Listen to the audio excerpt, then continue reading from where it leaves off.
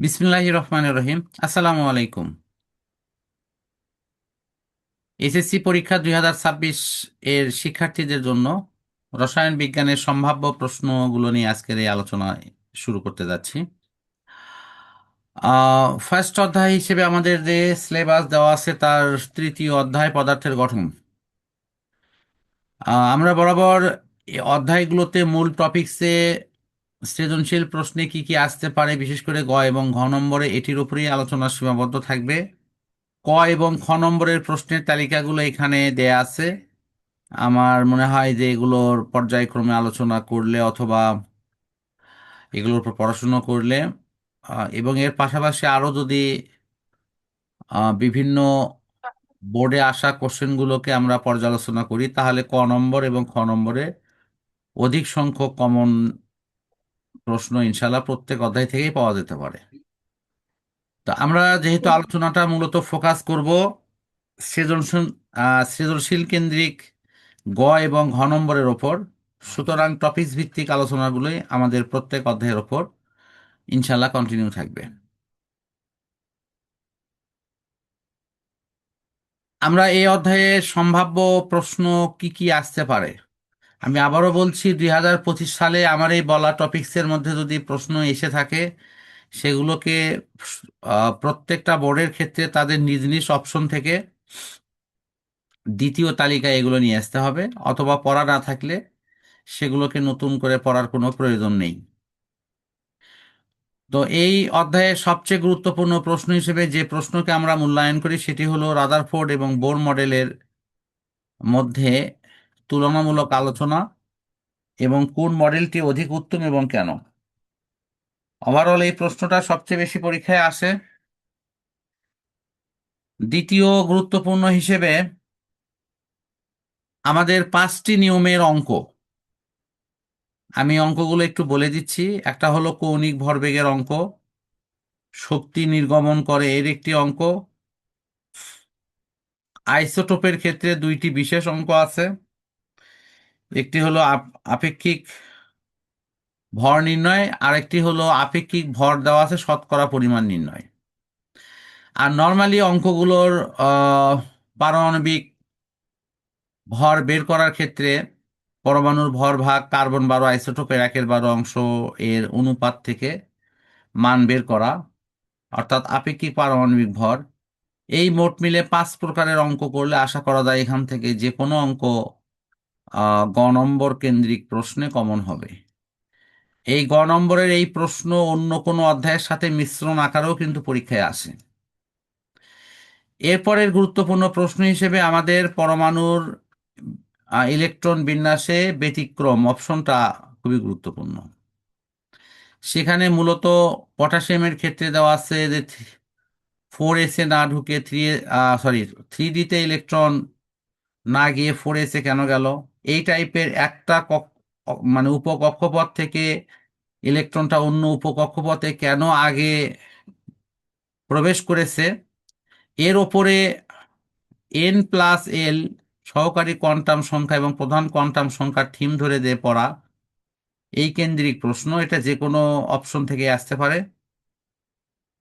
আর পূর্ণ এবং অর্ধপূর্ণ অপশন থেকে তোমার হলো ক্রোমিয়াম ও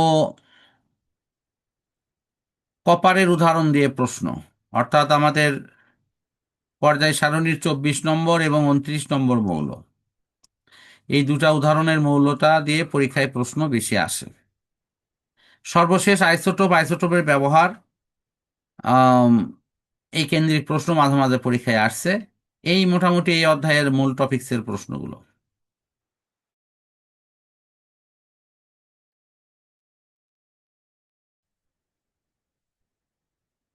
এরপর যেটা আসবে পরের পর্যায় সারণী, আমি আগের অধ্যায়ের জন্য একই কথাই বলবো যে আমি যে টপিকসগুলো নিয়ে কথা বলেছি মূলত আহ, এই যে গ এবং ঘ নম্বরের সৃজনশীলে এই যে অপশনগুলো নিয়ে যদি দেখা হয়, তাহলে এর নমুনা কোশ্চেন হিসেবে অনেক কোশ্চেন এখানে পাওয়া যাবে, যেগুলো ওই টপিকসগুলো বুঝতে অনেক বেশি সহায়ক হবে বলে আমি মনে করি। অনেক প্রশ্নই কিন্তু আমরা অনেকবার বিভিন্ন বোর্ডে আসছে বিধায় অথবা আকারেও কিন্তু উপস্থাপন করেছি, যার ফলে এই সম্ভাব্য প্রশ্নের তালিকার অংশটি অনেক বড় বলে মনে হতে পারে, কিন্তু মূল টপিকস কিন্তু ওই যে কয়টা আমি উচ্চারণ করলাম ওর মধ্যেই আশা করি সীমাবদ্ধ থাকবে। পর্যায় সারণীর ক্ষেত্রে সবচেয়ে গুরুত্বপূর্ণ প্রশ্নের তালিকায় যেটি আসবে তা হলো ইলেকট্রন বিন্যাস হতে মৌলের অবস্থান নির্ণয়। এটা নম্বরে বরাবরই এই প্রশ্নটা আসে। যদি বিগত সালে কোনো বোর্ডে এই প্রশ্ন না এসে থাকে তাহলে উক্ত বোর্ডের জন্য এটা খুবই কমন একটি প্রশ্ন হতে যাচ্ছে বলে আশা করা যায় ইনশাল্লাহ। দ্বিতীয় প্রশ্ন হিসেবে সবচেয়ে গুরুত্বপূর্ণ তালিকায় যেটা আসবে, যেগুলো বরাবরই এবং ঘ নম্বরের জন্য ইম্পর্টেন্ট, তা হলো পর্যায় বৃত্ত ধর্ম হিসেবে আকারের ক্রম বা ব্যাসার্ধের ক্রম। এই ব্যাসার্ধের ক্রমকে কেন্দ্র করে আরো কয়েকটা শব্দর সম্বলিত প্রশ্ন, একটি হলো আয়নীকরণ শক্তি, ইলেকট্রন আসক্তি, তড়িৎ ঋণাত্মকতা, সক্রিয়তা, ধাতব অধাতব ধর্ম, এগুলোর এই প্রশ্ন কিন্তু পরীক্ষায় আসে। বিশেষ করে এই দুইটা শব্দর প্রশ্ন সবচেয়ে বেশি আসে, ব্যাসার্ধ বা আকারের ক্রম, আয়নীকরণ শক্তি এবং ইলেকট্রন আসক্তি। এগুলো সবচেয়ে বেশি আসে, অন্যগুলো আসে তুলনামূলক কম। এরপর পর্যায় সারণীর মূল ভিত্তি যে ইলেকট্রন বিন্যাস, এর সপক্ষে যুক্তি নিয়ে পরীক্ষায় প্রশ্ন আসে। এটা যদিও এখনকার রানিং বইয়ে এই অংশটির ওপর খুব বেশি জোরালো আলোচনা নেই, তারপরেও কিন্তু এই প্রশ্ন আসে। সক্রিয়তা নিয়েও কিন্তু এখনকার বইয়ে খুব জোরালো আলোচনা নাই, কিন্তু এরপরেও পরীক্ষায় প্রশ্ন আসে। আমার মনে হয় এগুলো আমাদের বিভিন্ন সহায়ক বইয়ের সাহায্য নিয়ে পড়াগুলো রেডি করা উচিত।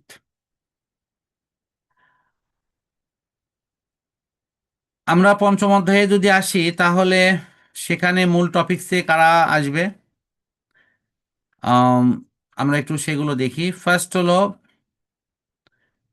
এখানে অষ্টক ও দুইয়ের নিয়ম, নিষ্ক্রিয় গ্যাসের নিষ্ক্রিয়তার কারণ, উদাহরণ সহ ব্যাখ্যা। বন্ধন গঠনের দিক থেকে আমাদের ফার্স্ট দুইটা বন্ধন নিয়ে একদম ক্লিয়ার কনসেপ্ট রাখা লাগবে, উদাহরণ সহ। সেটি হলো আয়নিক এবং সমযোজী বন্ধন, উদাহরণ দেয়া থাকবে, আমাদের এর পেছনে যুক্তি দেখাতে হবে যে কোন বন্ধনটি কার আওতায় পড়বে এবং কেন। সেখানে যদি আমাদের ধাতু এবং অধাতুর মধ্যে বন্ধন হয় তাহলে এটি বরাবর আয়নিক হিসেবে আমাদের ব্যাখ্যা বিশ্লেষণ করে এটিকে উপস্থাপন করতে হবে। আর যদি উভয়ই যদি অধাতব মৌল হয় তারা পরস্পরের সঙ্গে সাধারণত সমযোজী বন্ধন তৈরি করে। সুতরাং সমযোজী বন্ধনের আলোকে সেক্ষেত্রে ব্যাখ্যা বিশ্লেষণ উপস্থাপন করতে হবে।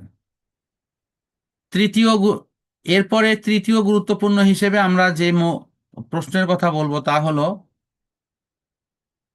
আয়নিক যৌগ কিভাবে পানিতে দ্রবীভূত হয় এবং দ্রবীভূত হওয়ার যে কৌশল সেটি নিয়ে ব্যাখ্যা। এবং এই ক্ষেত্রে কিন্তু ছবিও আছে, আমাদের সেই ছবিগুলো কিন্তু ব্যবহার করতে হবে, যে কিভাবে দ্রবীভূত হয়েছে, সেখানে পানির দুর্বল হাইড্রোজেন বন্ধন কি ভূমিকা নিয়েছে, এগুলো নিয়ে কিন্তু ব্যাখ্যা বিশ্লেষণ আছে। সহযোগী প্রশ্ন হিসেবে তোমার পোলারায়ন, দ্রবণীয় অপশনের সাথে তোমার এই যে বিদ্যুৎ পরিবাহিতা, এগুলো কিন্তু রিলেটেড।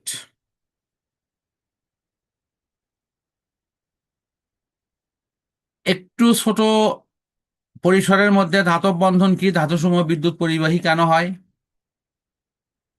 তারপর সোডিয়াম ক্লোরাইডের ক্যালাস গঠন, কার্বন এর তৈরি গ্রাফাইট বিদ্যুৎ পরিবাহী হলেও হীরক কেন বিদ্যুৎ পরিবাহী নয়, এরকম টপিকসের প্রশ্ন বর্তমান বইয়ের সাথে রিলেটেড না হলেও বিভিন্ন বোর্ডে কিন্তু আসছে এবং ভবিষ্যতেও আসতে পারে। এগুলো পড়া উচিত। এক্ষেত্রে আমি সহায়ক বইগুলো সহযোগিতা নিতে বলবো, যে নিয়ে যদি এই পড়াগুলো রেডি করা হয় আশা করা যায় যে খুব ভালো একটি প্রস্তুতি ইনশাল্লাহ হয়ে যাবে। বরাবরের মতো আমি বলবো যে এই সৃজনশীল প্রশ্নগুলোর নমুনা হিসেবে আমি এই সৃজনশীলের গ এবং ঘ নম্বরের অংশে এই জাতীয় বেশ কিছু প্রশ্ন কিন্তু সেট আপ করা হয়েছে। এই প্রশ্নের নমুনাগুলো পর্যালোচনা করলে আশা করি এই বিষয়গুলো বুঝতে অনেক সহজ হবে। অনেক প্রশ্ন এখানে দেয়া আছে এবং কোনো কোনো প্রশ্ন বিভিন্ন আঙ্গিকে একাধিকবার আসছে, যেগুলোকে এখানে অথবা অথবা করে উল্লেখ করা আছে। তো এইগুলো যদি পর্যালোচনা করা হয় আমার বিশ্বাস প্রশ্ন পরীক্ষায় যে আকারই আসুক সেইগুলোকে বুঝতে এবং শনাক্ত করতে এই উদাহরণগুলো অনেক সহায়ক হবে। এই যে আমি হিরো গ্রাফাইটের বিষয়টা মনে হয় বলেছিলাম, এখানে কিন্তু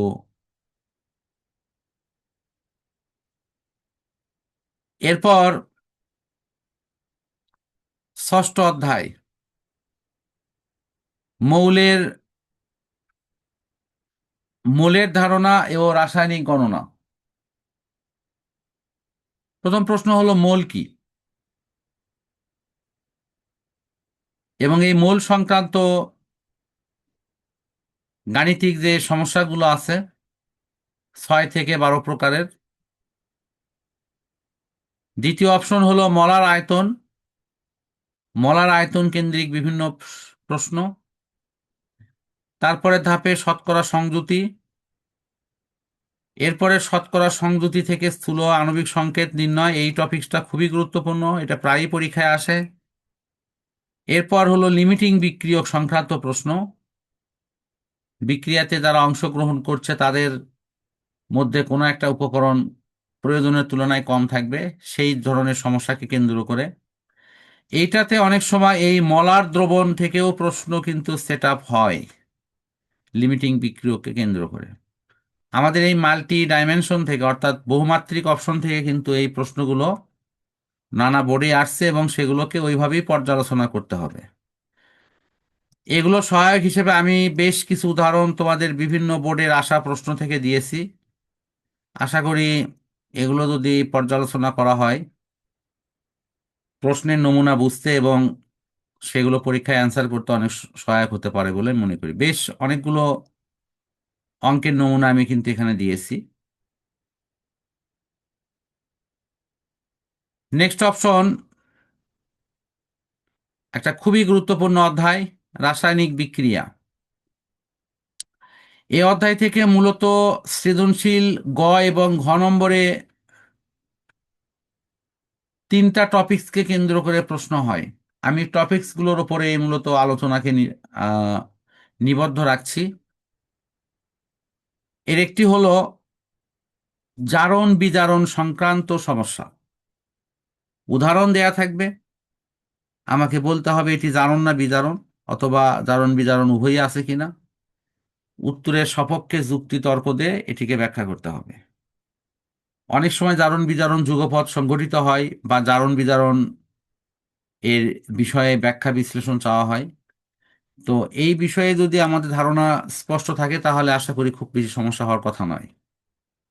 দ্বিতীয় যে গুরুত্বপূর্ণ প্রশ্ন পরীক্ষায় আসে তা হলো বিভিন্ন বিক্রিয়ার উদাহরণ দেওয়া থাকবে, যেমন বর্তমান সিলেবাসের বইতে তাপ উৎপাদী, তাপ হারি, একমুখী, উভমুখী সহ প্রশমন বিক্রিয়া, প্রতিস্থাপন বিক্রিয়া, বিয়োজন, তারপরে হলো সংযোজন, দহন, এরকম বেশ অনেক রকমের বিক্রিয়া কিন্তু আছে। উদাহরণ দেওয়া থাকবে, উদাহরণের নিচে আমাকে ব্যাখ্যা করতে হবে যে এটি কোন ধরনের বিক্রিয়া এবং কেন। তা আমাদের যদি এই প্রত্যেকটি উদাহরণ সম্পর্কে স্পষ্ট ধারণা থাকে তাহলে এর অ্যান্সার করা খুবই সহজ, আর নইলে কিন্তু পরীক্ষায় গিয়ে আমাদের খুবই সমস্যা ফেস করতে হবে।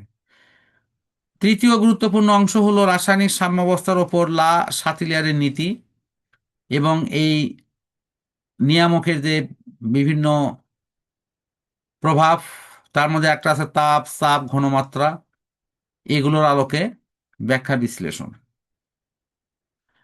আশা করি যে এই তিনটা টপিকসকে কেন্দ্র করে মূলত প্রশ্নগুলো ঘুরপাক খাবে। বিশেষ বিক্রিয়া হিসেবে সমানুকরণ, পলিমারকরণ, এই অপশনগুলো মানে গরম সরি খ নম্বরে কিন্তু এসে থাকে।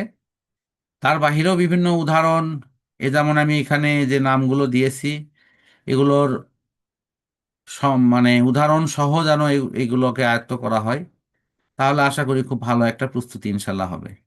বরাবর মতো প্রত্যেকটা অধ্যায়ের জন্য ক খ এর জন্য যে নির্ধারিত প্রশ্নগুলো এখানে দেয়া আছে, পর্যায়ক্রমে এগুলো আয়ত্ত করলে অনেক ভালো অ্যান্সার করা সম্ভব হবে ইনশাল্লাহ। সর্বশেষ অপশনে আছে তোমার জৈব যৌগ, যেটিকে আমরা এই অধ্যায়ে নাম লিখেছি খনিজ সম্পদ, জীবাশ্ম। সেখানকার মূল টপিকসে হাইড্রোকার্বন, সম্পৃক্ত অসম্পৃক্ত হাইড্রোকার্বনের ওপরে ব্যাখ্যা বিশ্লেষণ, রাসায়নিক বিক্রিয়ার মাধ্যমে দেখানো যে এটি অসম্পৃক্ত হাইড্রোকার্বন না সম্পৃক্ত হাইড্রোকার্বন, প্লাস্টিক সামগ্রী তৈরির সুবিধা অসুবিধা, হাইড্রোকার্বন হতে যে অ্যালকোহল, অ্যালডিহাইড, জৈব অ্যাসিড তৈরি হয় সেগুলোর প্রস্তুতি সহ ব্যাখ্যা। তারপরে পারস্পরিক রূপান্তর, এই প্রশ্নগুলো কিন্তু এখানে আসে। আর বিশেষ প্রক্রিয়া হিসেবে পলিমারকরণ বা এই পদ্ধতিতে প্রস্তুতকরণ বিভিন্ন প্লাস্টিক সামগ্রীর ওপরে প্রশ্ন। তো আমাদের যদি 1 থেকে 7ম অধ্যায়ের মধ্যে যে অধ্যায়গুলো সিলেবাসের সাথে রিলেটেড, এখান থেকে বিশেষ করে 3 থেকে 7 এই অধ্যায়গুলোর উপরে সবচেয়ে বেশি জোর দেওয়া উচিত। যদিও ওই অধ্যায়গুলো থেকে ফুলফিল অ্যান্সার করা যায়, সেক্ষেত্রে এই একাদশ অধ্যায়ে এসে প্রশ্নের অ্যান্সার না করাই ভালো হবে, কারণ এক্ষেত্রে দেখা যায় যে 4টি প্রশ্ন অর্থাৎ ক খ গ ঘ 4টি হুবহু কমন অনেক ক্ষেত্রে হয় না, যেগুলো আমাদের 7ম পর্যন্ত থাকা অধ্যায়গুলো থেকে সহজেই হয়ে যাবে ইনশাল্লাহ। তো অধ্যায়ের গুরুত্বের দিক থেকে আমি বলবো সবচেয়ে গুরুত্বপূর্ণ টপিকসে থাকবে 7ম অধ্যায়, তারপরে পঞ্চম, তারপর চতুর্থ, তারপর তৃতীয়, আর ষষ্ঠ অধ্যায় থাকবে মিশ্র অধ্যায় হিসেবে। এটি বিভিন্ন অধ্যায়ের সাথে রিলেটেড করে প্রশ্নগুলো ছড়িয়ে দেওয়া থাকে। আর এই অধ্যায়ের নীতিমালায় এটাই রাখা উচিত, যতটুকু আয়ত্ত করা যায় ঠিক ততটুকু। আহ এই আলোকে পড়লে আশা করি যে একটা ভালো পরীক্ষার প্রস্তুতি হবে বলে আমি মনে করি। তো তোমার তরফ থেকে কোনো প্রশ্ন থাকলে অথবা কোনো বিষয়ে জিজ্ঞাসা থাকলে বলতে পারো।